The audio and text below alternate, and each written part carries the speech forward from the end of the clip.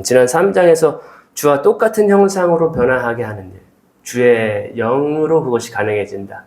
그래서 그 바울은 주님께로부터 받은 그 영의 직분, 그 생명의 직분에 대해서 난 충분히 만족한다. 다른 만족이 우리 스스로 만족하지도 않고 사람을 통해서 만족을 누리지도 않고 하나님 안에서 만족한다라고 하는 3장의 내용까지 봤습니다. 이어져서 4장의 말씀, 이어지는 내용이 그죠? 1절에 보시면 이러함으로 우리가 이 직분을 받아 긍휼하심을 입은 대로 낙심하지 아니하고 이에 숨은 부끄러움의 일을 버리고 괴휼 가운데 행하지 아니하며 하나님의 말씀을 혼잡케 아니하고 오직 진리를 나타내므로 하나님 앞에서 각 사람의 양심에 대하여 스스로 천거하노라. 이렇게 영광스러운 직분이죠. 우리가 어떻게 하나님의 형상으로 변화될 수가 있을까요? 하나님의 형상이신 예수의 형상으로 똑같은 모습으로 변화될 수가 있을까요? 이 직분 수행자가 있어야만, 이 복음을 전하는 자가 있어야만 그것이 가능하지 않겠는가. 그래서 이 영광스러운 직분을 바울이 받은 이상 그 직분에 임하는 바울의 자세를 1, 2절이 설명을 하고 있는 것입니다. 첫 번째로 이 영광스러운 직분을 받은 이상 어떠한 자세로 그 직분에 임하는가? 첫 번째로 1절에 낙심하지 않는다라고 되어 있습니다.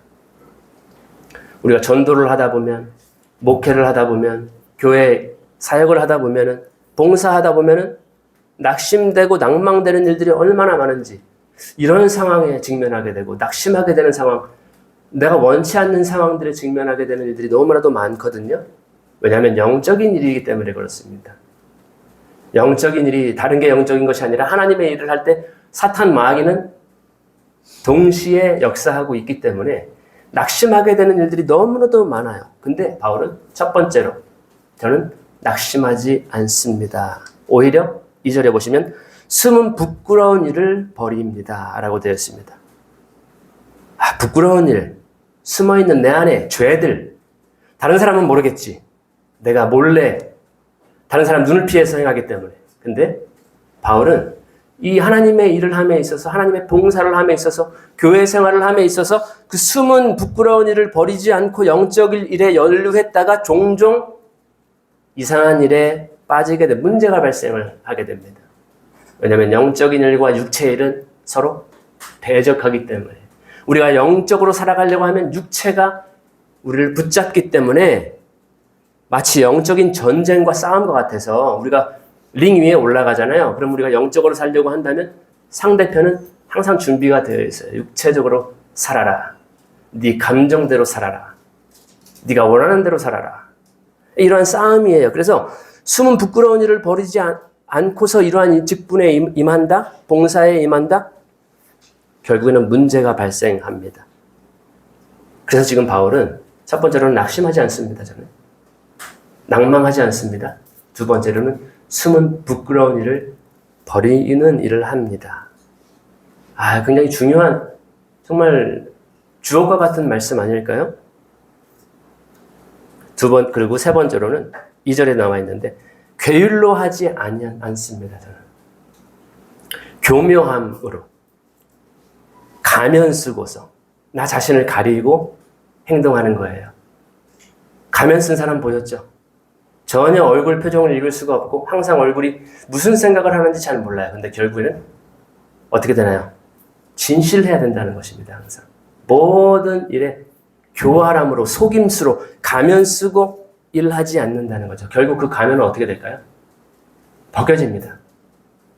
많은 사람들, 교회 목사님도 가면 쓰고 겉으로는 너무나도 훌륭한 목사님들, 너무 유명하고 저명하신 목사님들로 비추어지는 경우들이 많은데, 요즘 최근에도 막 빵빵빵빵 뉴스가 터지지 않습니까? 저분이 저런 막말을 하다니, 자신의 후임들에게 엄청난 욕설을 하고 질타를 하고 말도 안 되는 말들, 그리고 입에 담지 못할 그런 말들을 막 하면서 그 녹음을 골도했어요. 온 세상에 다 드러나게 되는 일들이 일어나게 되고요. 최근에 제가 좀 반가운 뉴스였는데 이단들도 드러납니다. 하나님이 이단들의 가면도 다 드러내요. 그분은 이단의 총수여가지고 거의 신격화되는 존재예요. 목자 중에 목자. 결국 어떻게 수갑차로 들어갔어요. 얼마나 수치스러울까요? 아니, 우리 구원자가 어떻게 수갑을 차고. 그럼 또 그들은 다른 교리를 만들어낼 거예요. 고난받는 것이다. 구원자이기 때문에, 구세주이기 때문에 또 고난받는 것이다. 여러 이단 총수들 다 잡혀서 들어가지 않습니까? 여성분들을 함부로 대하는 그런 이단들도 있어가지고 다 진실들이 드러나게 돼 있지 않습니까? 가면 쓰고 괴활함으로, 괴휼로, 교묘하게 속임수로 숨은 부끄러운 일을 버리지 않고 이러한 일들에 참여하고 헌신하고 봉사했을 때 이렇게 다 드러나게 되기 때문에 바울은 저는 교활함으로, 괴휼로, 속임수로 다른 사람들처럼 하지 않습니다. 그리고 네 번째로는 하나님의 말씀을 혼잡케 하지 않고 오직 진리만을 나타냅니다. 이런 이야기를 하는 것입니다. 하나님의 말씀을 거짓되이 사용하는 사람들이 있는 거예요. 내 목적대로, 내 지향대로, 내 방향대로 사람들을 잘못 인도하는 거죠. 잘못 오도하는 거죠. 그것에 대한 경고를 성경은 굉장히 엄하게, 엄중하게 하고 있음에도 불구하고 하나님의 말씀을 거짓되이 자기의 이익을 위해서 사용하는 그러한 일을 하지 않고 오직 진리만을 나타내는 것. 하나님의 말씀만 전하는 것. 이거 굉장히 중요한 것입니다. 이 봉사에 헌신하고 직분에 헌신하고 하나님께 사용받기를 원한다면 이러한 네 가지는 정말로 필수적으로 놓치지 않고 명심해야 되는 부분입니다. 많은 교회는 아니지만 일부 교회는 하나님의 말씀이 아닌 다른 것에 열중하는 경우들이 많이 있습니다. 하나님의 말씀을 연구하고 분별하고 바르게 그것을 양들에게 먹이는 일이 사실은 하나님의 일에서 가장 중요한 일이거든요. 그것보다 더 중요한 것은 없습니다. 예수님께서 베드로에게 주신 명령이 무엇이었습니까? 내 양을 위해서 멋진 뭘 해라. 내 양을 위해서 어떠한 놀라운 기적들을 행하라. 이러한 명령을 주시지 않았습니다. 내 양을 먹이라는 말씀을 하셨습니다. 이것을 놓쳐버릴 때가 많이 있습니다. 다른 사업과 다른 이벤트와 다른 여러 가지 것에 열중하는 경우가 많은데 오직 직분자는 하나님께 봉사의 직분을 받은 사람은 하나님의 말씀에 전념해야 된다. 오직 진리만을 나타내야 된다.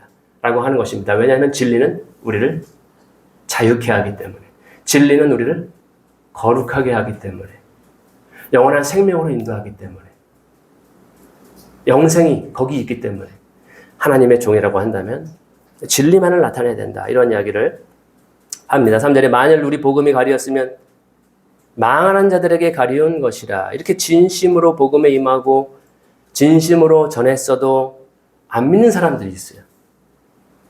아무리 하나님의 진리를 바르게 전달하고 이 사도 바울이 사도가 전달하는 말씀이잖아요. 얼마나 능력이 있었겠습니까? 그러함에도 안 듣는 사람, 안 믿는 사람도 있어요. 가리워져 있는 사람이 있어요. 그것은 누구 문제다? 지금 바울이 3절에 얘기하는 것은 그 사람의 문제다. 그 사람이 가리워져 있다. 그리고 그 사람은 망하는 자라 안 듣는 것이다. 아무리 좋은 이야기를 해도 안 들어요. 아무리 진리를 전하고 설득을 해도 그거 전혀 납득을 하지 못해요. 그럼 바울은 어쩔 수가 없는 것입니다. 그 사람은 망하는 자라야. 가리워져 있기, 눈이 멀었기 때문에 그러한 복음에. 그래서 어쩔 수 없는 것이다 라고 지금 이야기를 하는데, 그래 맞아. 내가 아무리 전도해도 듣지 않으면 저 사람 책임이지. 어딜 가시든 저는 상관하지 않을게요. 손 딱 털고 발 털고 뒤로 물러날 수 있을까요? 그런가요? 만약에 그분이 우리 가족이라고 생각한다면, 내가 소중히 여기는 사람이라고 생각한다면 전혀 마음이 편하지 않습니다. 그 사람은 망하기 때문에 어차피 천국 못 갈 백성이기 때문에 지금 그러한 삶을 살아가고 있는데 내 말 안 듣는 거지? 라고 할지라도 저희들 마음은 편안하지가 않습니다. 그것이 왜 그러냐면은 영적인 전쟁이기 때문에 그렇습니다. 가리워져 있습니다. 자, 바울이 무슨 얘기를 하시는지 4절에 보시면 그 중에 이 세상 신이 믿지 아니하는 자들의 마음을 혼미케 하여 그리스도의 영광의 복음의 광채가 비치지 못하게 함이니 그리스도는 하나님의 형상이니라. 세상 신과의 전쟁이에요. 그 사람 붙들어 놓고 열심히 흔들어 제껴봤자 그 사람 마음만 상해요. 난 너 때문에 난 이제 더 안 믿을 거야. 난 너 때문에 난 교회 안 갈 거야. 그 사람 멱살 잡고 흔들어봤자 안 돼요. 지금 누구와의 싸움이라고 이야기하냐면 이 세상 신이 그 사람을 믿지 못하게 마음을 혼미케 했다, 어둡게 했다라는 것이에요. 그래서 그리스도의 영광의 복음의 광채를 못 보게, 못 비치도록 새카맣게 가득 혼미케 했다라는 것입니다. 지금도 그러면 세상신, 이 세상신은 역사를 하고 있는 거예요. 아주 열심히 하고 있습니다. 시꺼멓게 아주 암흑과 가까운 그러한 짙은 구름과 어두움으로 사람들의 마음을 어둡게 해서 하나님의 형상을 보지 못하게 합니다. 하나님의 형상이 누구라고 이야기하냐면 그리스도. 그리스도를 못 보게 합니다. 네, 오늘날에도 열심히 일하고 있는 거예요. 어떻게 못 보게 합니까, 요즘에는? 무엇을 통해서, 어떠한 도구로 못 보게 합니까? SNS로 못 보게 합니다. 거기에 함몰시켜버립니다. 그 세상 가운데에 빠져들게 해가지고 핸드폰만 주구장창 보고 있어요. 내 계정, 내 소식만 계속 주구장창 보고 있어요. 내가 올린 게시물이 어떠한 영향력을 끼치고 있는가? 많은 사람들이 나에게 관심이 있는가, 없는가? 이 세상이 이상한 세상이 되어버렸습니다. 인터넷 세상이 되어버렸어요. 온라인 세상이 되어버렸어요. 오프라인은 전혀 다 여기 핸드폰 속으로 다 들어가 있어요, 사람들이. 그리고 또 어떤 사람은 게임과 스포츠, 취미 생활에 깊이 어두움에 쌓여 있습니다. 더 좋은 거 해야지. 내가 여기 와서 무슨 시간 낭비야. 나 여행 가야지. 친구 만나야지. 좋은 거 경험해야지. 인생은 한 번뿐. 포기하지 마십시오. 지금 월드컵 시즌이지. 예, 지금 우리나라 굉장히 지금 월드컵 때문에 한 사람 욕하고 선수들도 욕하고 아주 그냥 매일 그 뉴스만 볼 때마다 화가 나서 골 넣고 말고잖아요. 큰 일이에요? 골 넣든지 먹든지 그거 아니에요? 물론 경제가 섞여 있지만 그 게임 속에, 스포츠 속에는. 그리고 또 요즘 사탄, 마귀, 세상신이 사람을 혼미케 하는 게 AI입니다. 여러분, 챗 GPT 조심하셔야 됩니다. written? 듣도 보지도 못한 여러 가지 AI 그러한 어플들이 굉장히 많이 지금 경쟁하고 있어요. 엄청나요. 제미나이? 에미나이도 아니고 제미나이가 지금 사람을 다 잡아가고 있어요. 거기에 빠져가지고요. 누구야, 나 오늘 외로운데 어떡하지? 외로울 땐 외로우시군요. 제가 어떻게 위로를 해드릴까요? 남편보다 더 상냥해. 남자친구보다 더 좋은 거예요. 그 가상에 존재하지 않는 그 인격체가. 지금 내가 이 문제, 여러 가지 문제가 있거든? 이걸 어떻게 해야 내가 이걸 해결할 수 있을까? 이것 때문에 그러시군요. 굉장히 자세하게 설명해 줍니다. 내가 지금 직업을 구해야 되는데 어떻게 하는 게 낫겠지? 나에게 재능이 이런 거 있고 자격증이. 그럴 때는 이쪽을 노리셔야 돼요. 여러분, AI 시대가 이미 시작되었고요. 그로 인해서 사람들은 더 이상 기도하지 않습니다. 하나님을 찾지 않아요. 왜냐하면 하나님은 내가 기도를 해도 듣는 둥 마는 둥 하는 것 같아. 하나님 저기 멀리 꿈속 세상에서나 있는 것 같아. 다른 차원에 계신 것 같아. 아무리 신호를 보내도 먼 우주에서 신호가 안 오는 것 같아. 멀리 계신 것 같아. 사람들은 기도하지 않고요. 감동을 AI를 통해서 감동과 지식과 위로와 평안과 대안과 상담과 그 모든 것을 AI를 통해서 얻어내고 있는 시대가 되었습니다. 그로 인해서 자살률이 점점 늘어나고 있습니다. 철석같이 믿었던 거예요. AI 말대로 하면 그대로 될 줄 알고 그대로 모험을 합니다. 실천에 옮깁니다. 근데 현실은 전혀 다르거든요. 지금 세상신이 사람들을 어떻게 인도하고 있는지 대략적인 예를 들어서 설명을 드렸습니다. 세상신은 굉장히 열심히 일하고 있습니다. 유튜브를 통해서, 동영상을 통해서 한 시간도 하나님과 시간을 보내지 못하도록 사람들을 어둡게 가리고 있습니다. 문제는 뭐예요? 믿는 사람들도 지금 이 영향력 아래에, 이 먹구름 속에 가득히 혼탁한 혼미한 가운데 살아가고 있다는 것입니다. 빛을 보지 못하고 살아가고 있습니다. 예수 그리스도의 강체 복음의 빛, 그 얼굴빛을 구하지 않고 모니터 화면, 컴퓨터 화면, 핸드폰 화면의 빛만 바라보면서 살아가고 있습니다. 핸드폰 봐야죠. 돈 벌어다 주는데 핸드폰 봐야 되고, 정보 얻기 위해서 핸드폰 봐야 되고, 다른 빛만 구하고 있어요. 못 보게 합니다. 그래서 5절에 보시면 우리가 우리를 전파하는 것이 아니라 오직 그리스도 예수의 주 되신 것과 또 예수를 위하여 우리가 너희의 종된 것을 전파함이라. 참으로 귀한데요. 세상신은 예수님을 1분 1초라도 더 생각하지 못하도록 열심히 구름 어둠 장막을 치고 있습니다. 근데 바울은 그래서 어떻게 행동 입장을 취하냐면 오직 예수 그리스도께서 주 되심을 전파하는 거예요.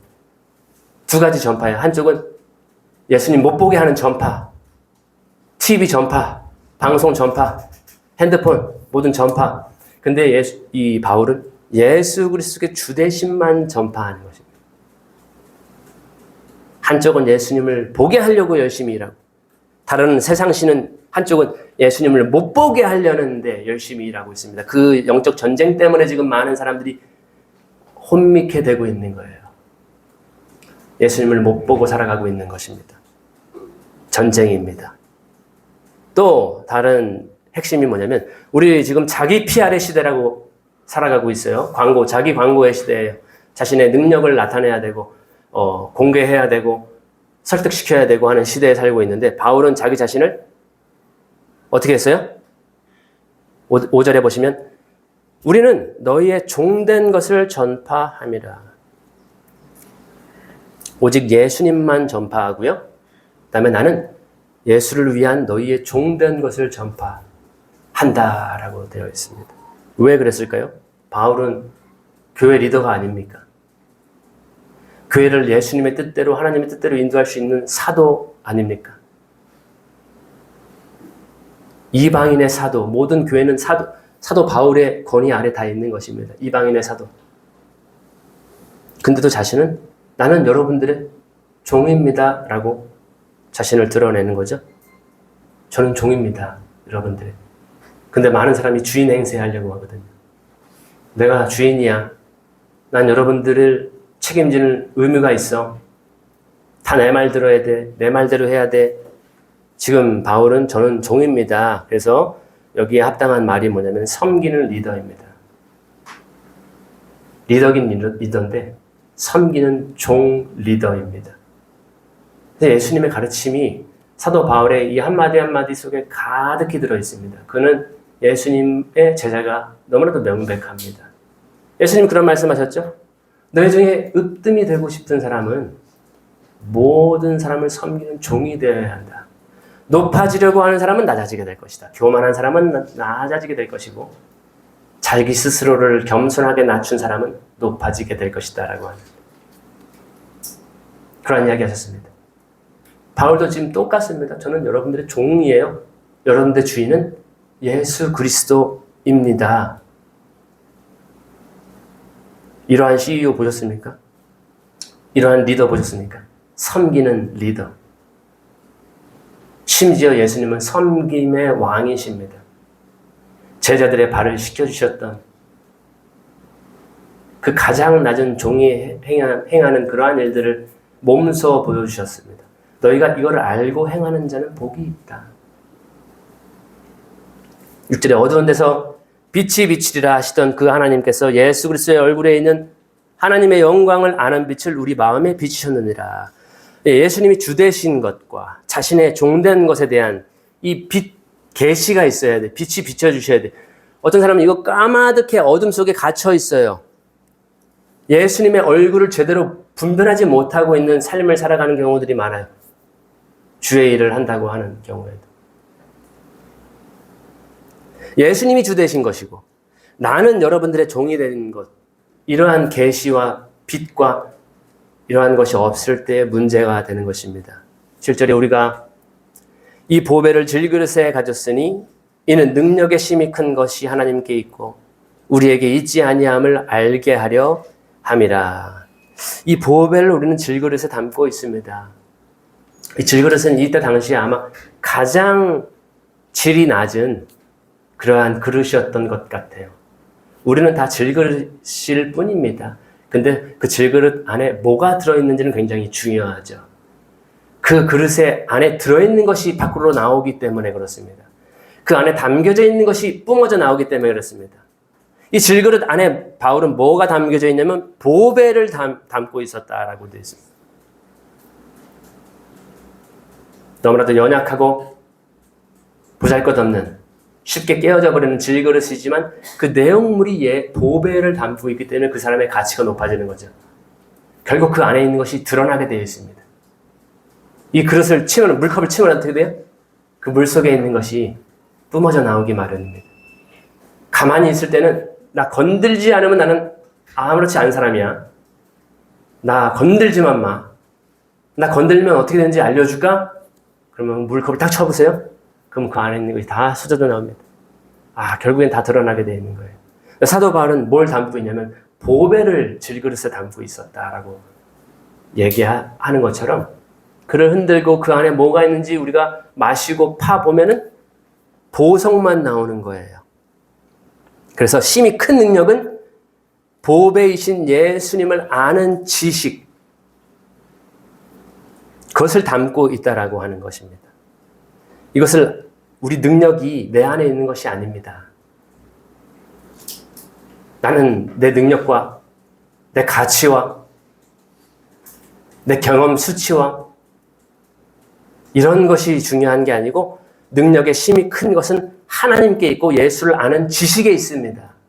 그가 예수를 얼마나 아느냐에 따라서 그 그릇이 내용물이 그 내용물을 맛을 봤을 때 이 사람 진국이 있구나. 이 사람 흔들어도 예수님만 나오는구나. 그러는 거죠. 근데 그 사람 자꾸 흔들어 보세요. 그 사람 안에 있는 더러운 것이 담겨져 있다면 더러운 것이 나옵니다. 결국 그 안에 것이 드러나게 되어 있어요. 감추어진 것은 영원하지 않습니다. 다 드러나게 되어 있습니다.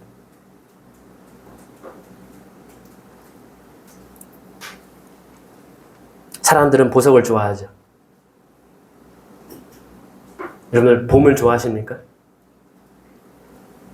근데 그 보석의 가치를 모르는 사람은 그 보석이 그 사람에게는 한낱 돌멩이에 불과합니다. 아무리 금광석과 다이아몬드와 크리스탈과 이러한 금과 은이 지금 저 돌멩이에 박혀 있는데 그거 가치를 모르는 사람은 그냥 쓰레기, 흙일 뿐이에요. 돌덩이일 뿐이에요. 함부로 대하죠. 이게 무슨 보석이야.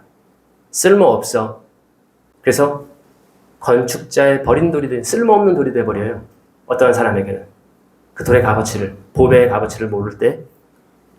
근데 그 영광의 가치, 이거 진짜인데, 이거 진국인데 이 영광의 가치와 보석의 가치를 아는 사람은 그걸 어떻게 하나요? 밭에 그 보석이 있을 때 자기의 모든 소유를 팔고 그 밭 통째로 사버립니다. 그 보석이 있는 그 밭을 어떠한 값을 치러서라도 그 보석을 사게 되어 있죠. 지금 제가 드리는 이 말씀이 무슨 말씀인지 이해가 되시죠? 여러분들 다 아실 거라고 생각됩니다. 지금 이 이야기가 무슨 이야기인지. 보석의 가치를 아는 사람에게는 그것보다 더 좋은 것이 없습니다. 그것만 소유하기 위해서 모든 것은 다 배설물이 되어버리는 것입니다. 아무런 가치, 무용지물이 되어버립니다. 그 보석의 가치를 아는 사람은. 근데 그 보석의 가치를 모르는 사람은 쓸모없는 돌이죠. 내가 원하지 않는 돌이죠. 그걸 내가 왜 사? 왜 내가 그 보석을 품고 살아야 돼? 그게 나에게 유익을 줘? 그 보석대로, 그 보석의 각도대로 내가 살아야 돼? 어떠한 값을 치러서라도 가치를 아는 사람은 감당합니다. 감내합니다.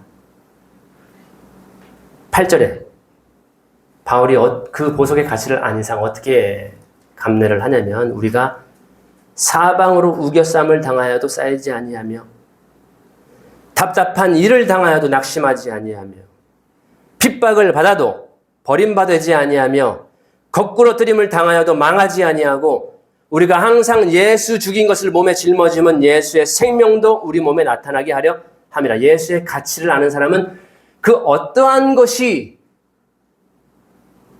감내해야 할지라도 감수하고 견뎌내야 할지라도 예수의 생명이 나타나게 하기 위해서 그 모든 것은 내가 다 감당할 수 있다라는 우겨쌈과 답답한 일과 핍박과 거꾸러뜨림과 예수의 죽인 것을 고난이죠. 예수로 인해 얻는 박해죠. 그것을 짊어지는 이유는 예수의 생명이 우리 안에 우리 몸에 더욱더 빛나고 광채가 나게 하기 때문에. 여러분 보석이 돌멩이에 껴있을 때 그 보석이 빛을 내기 위해서 어떻게 해야 되나요? 깨야 되죠. 불순물들을 다 깨부십니다. 그거 다 감수합니다. 왜냐하면 그 안에 보석이 있기 때문에. 바울이 그러한 거죠. 답답한 일을 당해도 억울한 일을 당해도 나는 다 감수할 수 있습니다. 왜냐하면 그 질그릇 안에 우리는 보배를 가지고 있기 때문에 그 보석의 빛이 얼마나 아름다운지를 알기 때문에 모든 것을 다 값을 치르는 것입니다. 그 값 그것도 치르겠습니다. 그것도 제가 하겠습니다. 담당하겠습니다. 제가 카드로 긁을게요. 근데 이거 손해나기 싫은 사람은 보석의 가치를 자기 손해하고 비등하게 계산하는 거예요. 그래서 이거 포기 못해요. 아, 이거 내가 괜히 왜 내가 그 손해봐야 되지? 내가 왜 그거 해야 되지? 예수의 생명이 우리 몸에 더 나기 때문에 보석의 가치를 알 때 이것이 가능한 것입니다. 11절에 우리 산자가 항상 예수를 위하여 죽음에 넘기움은 예수의 생명이 또한 우리 죽을 육체에 나타나게 하려 함이니라. 예, 항상 죽음에 넘겨지는 이유는 생명이 더 나타나게 하기 위해서 하는 것이다. 그런즉 사망은 우리 안에서 역사하고 생명은 너희 안에서 하느니라. 사망은 우리 안에서 역사한다. 생명은 너희 안에서 역사한다. 이게 좀 말이 어렵죠? 저도 여러 번 읽었습니다. 이게 도대체 무슨 말이야? 이해하기가 좀 어렵다. 무슨 수사법 이런가? 한마디로 뭐냐면 나의 고통과 고난, 내가 짊어지고 당하고 억울하고 답답하고 그렇게 하면 할수록 내 안에선 사망이 역사하지만 자기 죽음과 자기 희생과 자기 손해와 자기 부인과 자기 부정과 내 성격 참아야 되고 견뎌야 되고 당해야 되고 인내해야 되고 그 모든 나의 고통과 고난은 다른 사람에게 생명력으로 나타난다는 말입니다. 때문에 영혼을 살리는 일, 다른 사람이 생명을 누리게 하는 일, 다른 사람을 구원하는 일, 부활의 생명을 누리게 하는 일에는 자기 부정과 자기 고난과 자기 부인과 자기 희생과 이러한 모든 것을 값을 지불한다는 것입니다. 감당한다는 이야기입니다. 내 안에선 죽음이 역사하지만 여러분 안에선 생명이 역사하도록 하기 위해서 내가 죽으면 죽을수록 다른 사람은 살아나기 때문에 내가 살면 어떻게 해요? 다른 사람 살 수 있어요? 없어요? 못 살립니다. 예수님의 말씀 기억나시죠? 누구든지 자기 목숨을 구하고자 하는 사람은 잃어버릴 것이다 라고 되어 있습니다. 나를 위해서 자기 목숨을 잃는 자는 얻게 될 것이다 라고 하는 굉장히 역설적인 가르침들을 많이 하셨는데 바울의 가르침 속에는 그것이 다분히 들어있습니다. 자, 이거 한 번쯤 들어봤죠, 우리가. 근데 그대로 우리가 살고 있느냐는 또 다른 문제입니다. 이 빛 가운데에서, 이 진리의 빛 가운데에서 우리가 살고 있느냐, 아니면 그냥 귀로만 듣고 아는 내용이었다라고 하는 것. 다른 문제입니다. 13절에 기록한 바 내가 믿는 거로 말하였다 하는 것 같이 우리가 다 같은 믿음의 마음을, 믿음의 영을 가졌으니 우리도 믿는 거로 또한 말하노라. 이거 그냥 나오는 말이 아니라 이거 인용한 거거든요. 시편 116편 10절 인용한 것입니다. 믿음이 있기 때문에 고난을 감내하고 지금 믿음으로 다 같은 믿음의 영 안에서 믿음의 마음 안에서 지금 이야기하는 것 믿음의 진술이라는 거 여러분 다 아시죠? 주 예수를 다시 살리신 이가 예수와 함께 우리도 다시 살리사 너희와 함께 그 앞에 서게 하실 줄을 아노니 모든 것을 너희를 위하여 하는 것은 은혜가 많은 사람의 감사함으로 말미암아 더하여 넘쳐서 하나님께 영광을 돌리게 하려 함이라. 그래서 바울이 지금 이 모든 것을 감내하고 하는 이유가 뭐예요? 너희와 함께 부활하는 그 소망이 있기 때문에 나 혼자 부활에 참여하는 것이 아니라 여러분 바로 자네와 함께 내가 부활의 소망에 참여하기 위해서 지금 열심히 다 모든 일을 너희를 위해서 하는 것입니다. 15절에 모든 것을 너희를 위해서 지금 이렇게 하는 것입니다. 우리가 부모의 마음을 어떻게 알 수 있겠습니까? 부모가 되지 않고서 어떻게 자녀가 부모의 마음을 헤아릴 수가 있겠습니까? 다 너를 위해서 하는 거야. 네, 이것이 바울의 시선이 집중되었던 곳이죠.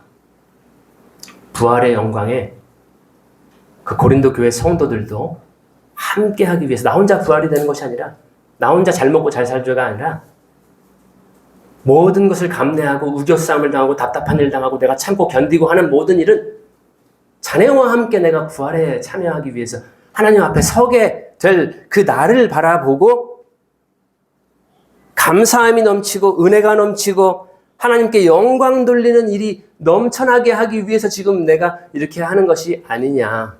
그러한 이야기입니다. 바울의 시선이 집중되었던 곳이 바로 이 곳입니다. 16절에 그러므로 우리가 낙심하지 아니하노니 겉사람은 후패하나 우리의 속은 날로 새롭도다. 이 구절을 읽을 때마다 생각나는 것은 우리 부모님의 주름살은 하나둘씩 늘어나는데 결국 나를 위해서 생명을 쓰고 있다. 여러분들 유명한 그림이 하나 있어요. 부모와 자식이 손을 잡고 있는데 부모는 구멍이 송송송송 났어요. 근데 그 구멍 난 그것이 어디로 들어갔어요? 자식에게 다 들어가 있는 그러한 그림을 보셨을 것입니다. 바울의 심정도 마음도 똑같습니다. 그래, 내 마음에 구멍 하나 생기면 네 안에 하나 더 채워지는 일이 있겠지. 내 입에 들어가면 네 안에 들어가는 일이 있겠지.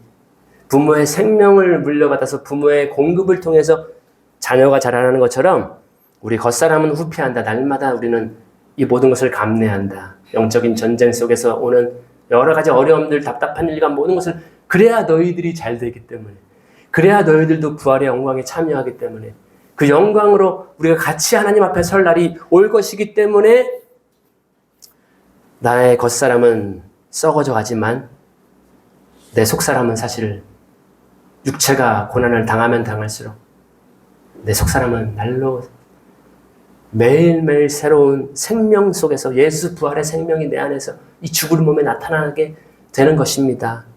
그래서 낙심하지 않습니다. 16절에 그러므로 우리가 낙심하지 않습니다. 내 생명이 소멸되면서 여러분들의 불이 불같이 타오르기 때문에 내 안에 있는 탄소가 타면서 여러분들의 불이 더 강해지기 때문에 이러한 일을 감당합니다. 낙심하지 않습니다. 17절에 우리의 잠시 받는 환난에 경한 것이 지극히 크고 영원한 영광에 중한 것을 우리에게 이루게 함이니 우리의 돌아보는 것은 보이는 것이 아니요 보이지 않는 것이니 보이는 것은 잠깐이요 보이지 않는 것은 영원함이니라. 이렇게 4장이 마무리를 짓게 되는데요. 그래서 지금 바울이 받는 그런 환난들, 어려움들, 고통과 고난, 우겨쌈 그 모든 것이 잠시의 것이라는 것이죠. 잠깐의 것이라는 거예요. 환난이. 그리고 아주 가벼운 것이다. 아주 경한 것이다. 이러한 이야기를 하고 있는 거죠. 여러분들 복통 한번 걸려보세요. 감기 한번 걸려보세요. 복통이 심하면 이거 언제 끝나는 거야? 1시간 눈을 붙였어요. 일어났는데 좀 시간 많이 잔 줄 알았는데 1시간밖에 안 지났어. 고통 가운데 있을 때는 얼마나 시간이 천천히 가요. 근데 우리가 즐거움 가운데 스마트폰 보고 동영상 보고 있으면 어때요? 벌써 잘 시간이네. 벌써 1시간 넘었네. 나 이러다 내일 출근 못 하겠는데. 기쁜 일을 할 때는 시간이 빨리 가요. 근데 고통스러운 일이 있을 때 시간이 왜 이렇게 더디 갑니까? 근데 지금 바울이 받는 이 환난과 고통은 잠깐의 것입니다. 저와 여러분이 겪는 고통과 고난은 찰나의 것이에요. 영원하지 않아요. 아주 가벼운 것이에요. 근데 우리가 받을 영광, 바울이 받을 영광은 뭐예요? 지극히 크고 무겁고 중한 영원한 영광이기 때문에 낙심하지 않습니다. 영원을 보고 그 영원한 영광을 보고 지금 살아가는 그 시선이 거기에 집중되어 있다는 것입니다. 왜 이렇게 시력이 좋을까요, 바울은? 그 어둠을 다 세상 신이 맡고 있는 어두컴컴한 먹구름을 다 제거했기 때문에 그러는 거죠. 그렇기 때문에 지금 찰나를 사는 것이, 오늘을 사는 것이 아니라 영원한 시간을 보면서 살아가고 있는 것입니다. 자, 영원을 보는 시간과 이 잠깐 주께서 하루가 1000년 같다라고 했는데 그 잠깐의 시간과 어떻게 비교가 가능한가요? 로마서에 그러한 이야기가 있죠. 우리가 장차 받을 영광은 우리가 지금 받는 고난과 좋게 비할 수 없도다라고 하는 표현이 있습니다. 지금 여러분이 겪는 고통, 우리가 받는 아픔, 영원한 시간에 비하면 점입니다. 지금 바울은 근데 이 어두운 모든 것이 다 없어진 상태에서 정확하게 그리스도의 형상과 그 하나님의 형상과 영광과 그것을 보기 때문에 지금 이러한 얘기를 하는 거예요. 우리 받는 거 잠시 잠깐입니다. 지금 우리 어머님들, 아버님들 이야기 들어보세요. 인생이 빠릅니까? 느립니까? 화살같이 속히 간다. 정신 차려라. 벌써 어떻게 30대가 됐습니까? 벌써 어떻게 50대가 되고 40대가 됐습니까? 엊그저께 우리 뜨늘고 콧물을 질질 흘리면서 네? 두꺼비집 만들고 모래집 만들고 했던 그런 때가 엊그제인데 벌써 이렇게 잠깐입니다. 그 영원을 보는 시선을 가지고 그 교회, 고린도 교회와 함께 영광되는 그것을 바라보기 때문에 이 잠깐의 것을 견딜 수 있다라고 하는 것이죠. 그 밝게 빛나는 보석을 보고 있으니까 그 보석을 더욱더 밝게 비치는 그 고난과 환난을 다 견뎌낼 수 있다라고 하는 것입니다. 결론입니다. 본장은 우리가 목회에 일을 하거나 또 교회의 직분자로서 일을 하거나 사역에 헌신하는 그러한 사람들에게 뿐만이 중요한 것이 아니고 우리 모두에게도 굉장히 영원한 안목을 주는 교훈을 주는 그러한 장이 되겠습니다. 여전히 세상 신은 사람들의 마음에 시선을 어둡게 합니다. 앞의 것만 보면서 살아가게 합니다. 현실적인 것만 급하게 살아가게 합니다. 죽음을 두려워하고 실패를 두려워하게 합니다. 성공하지 못하면 너는 실패한 거야. 너는 나락으로 도태돼 버려. 너는 루저야. 너는 실패자야. 이러한 두려움을 가지고 계속해서 박차를 가해서 자신의 노예가 되도록 하는 것인데 지금 세상 신이 하는 모든 일들이 그렇습니다. 어둠 속에 갇혀서 그리스도를 보지 못하게 합니다. 그의 영광을 보지 못하게 하고요. 그의 고난 또한 보지 못하게 합니다. 많은 크리스찬들이 예수 믿으면 영광만 바라고요. 멋진 것,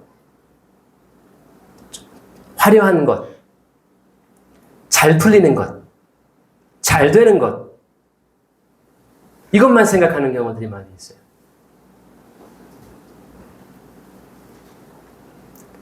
그래서 세상 신은 세상 사람들만 어둡게 하는 것이 아니라 믿는 자를 더 어둡게 하는 것 같습니다. 더 제대로 못 살아가도록 예수의 빛을 온전히 받지 못하도록 바라보지 못하도록 또 우리 안에 있는 그 보석이 빛을 내지 못하도록 이 보석에 아주 불순물을 엄청 끼워 넣습니다. 우리 다 보배를 가지고 계시죠, 예수님. 우리의 질그릇에 우리 그릇은 후패하고 보잘것 없지만 우리 안에 그 보석, 그 하나님의 영원한 생명의 씨앗이 들어있잖아요. 근데 그 보석에 불순물을 자꾸 붙여냅니다. 이것도 너 가져야 되고 이것도 붙여야 되고 저것도 붙여야 되고. 내 삶을 통해서 그리스도의 빛이 안 납니다. 사람들은 딱 보면 알아요. 아, 저 사람은 예수님의 빛이 나고 있구나. 근데 어떤 사람은 저 사람이 예수 믿는 사람이었어?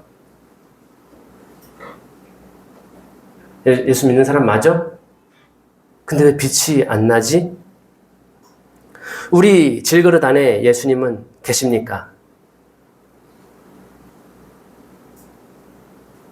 예수를 품고 계십니까? 마음속에. 우리 안에. 그분은 어떠한 빛으로 빛을 내고 있습니까? 지금. 아름다운 빛을 내고 있습니까? 그 영광의 빛을, 하나님의 형상의 빛을 내고 있습니까? 보배로운 보석이라고 지금 바울은 표현하고 있는데 내 안에서 예수님의 빛이 보배로운 보석으로 나도 저거 갖고 싶어. 얼마면 돼? 빛나고 있습니까? 아니면 건축자들이 버린 돌처럼 이거 필요 없어. 이거 어떻게 이렇게 살아? 전혀 쓸모없는 거 아니야 내 인생에서? 그렇게 품고 있습니까? 이 세상 신은 여러 수단으로 지금 가리고 있습니다. 그래서 우리가 해야 될 일은 뭡니까? 지금 고린도서 4장이 이야기하고 있는 것은 무엇입니까?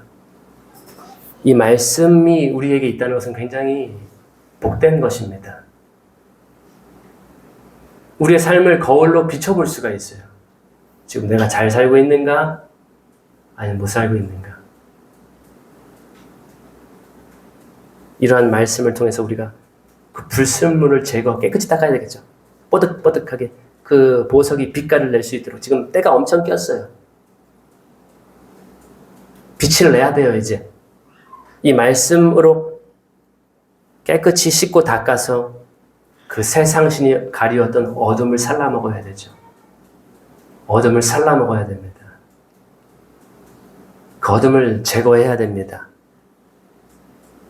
그래서 우리 안에 있는 그 보석, 보배로운 예수님을 아는 지식이, 앞에서는 향기라고 표현했는데 그것이 빛을 내야 되지 않겠습니까?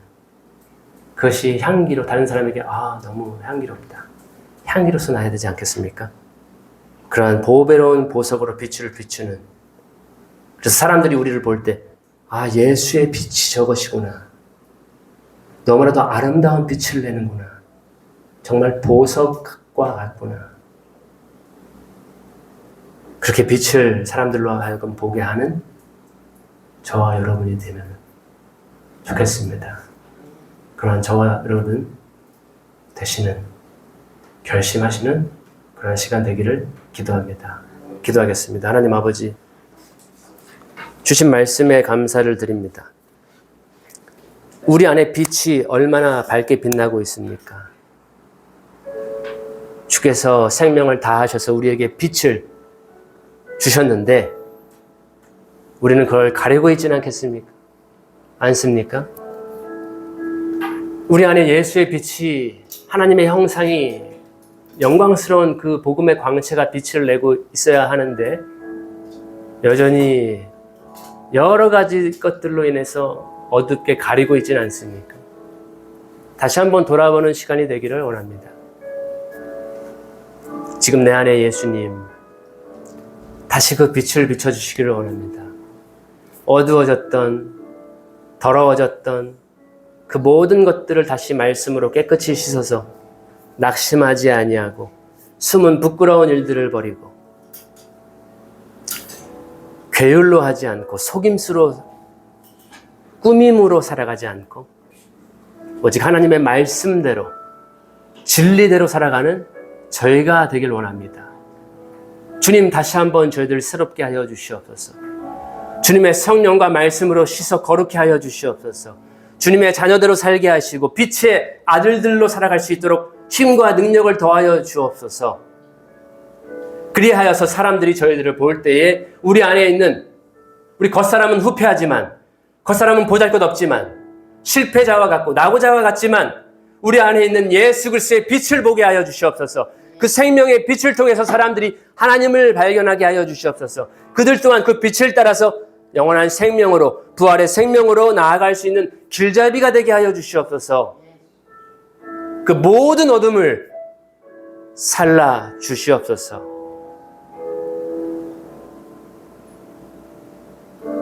그렇게 하실 줄로 믿고 감사를 드리며 이 모든 말씀을 예수님의 이름으로 기도합니다.